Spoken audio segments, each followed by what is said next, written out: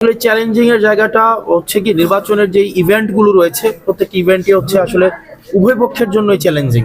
কিন্তু আমি ব্যক্তিগতভাবে মনে করছি না যে এটা একটা প্রতিহিংসামূলক নির্বাচন। প্রতিযোগিতা থাকবে এবং প্রতিযোগিতা আমরা মনে করি যে এটা নির্বাচনের মধ্য দিয়েই এবং জনগণের অংশগ্রহণটা করানোটাই হচ্ছে আমাদের মূল মূল চ্যালেঞ্জ।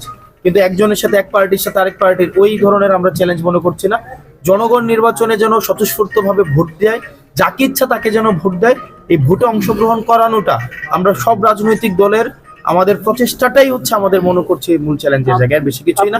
তো উদীয়মান তরুণ নেতৃত্ব হিসেবে এখন হচ্ছেন দেবিদ্বারের নতুন এইবার ভোটের মাঠে নতুন, তো সেক্ষেত্রে আপনি জনগণের কাছে গিয়েছেন, আমরা দেখতে পেয়েছি ইতিমধ্যে। আপনি কেমন সাড়া পেয়েছেন? ভোটের মাঠের অবস্থাটা আপনি কেমন মনে করছেন?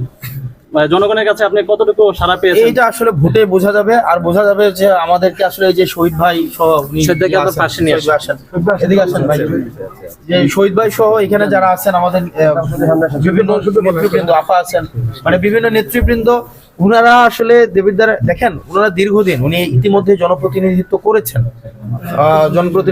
করেছেন, উনি, ওনারা দীর্ঘদিন রাজনীতির সাথে জড়িত আছেন। তো আমরা বিভিন্ন মতের মানুষ থাকতে পারে, বিভিন্ন পথের মানুষ থাকতে পারে, কিন্তু আমরা দেবিদ্বারের প্রশ্নে তো সবাই ঐক্যবদ্ধ। তো ওনারা আমাদেরকে কতটা সহায়তা করছেন, কতটা পরামর্শ দিচ্ছেন, আমরা একইভাবে যখন আমাদের কর্মসূচিগুলো নির্ধারণ করব, আমরা মনে করি যে সামনের যেই আমাদের ইভেন্টগুলো রয়েছে, আমাদের কার্যক্রমগুলো রয়েছে, আমরা সমন্বিতভাবে সেগুলো সফলতার সাথে আমরা সেগুলো শেষ করতে পারবো ইনশাআল্লাহ।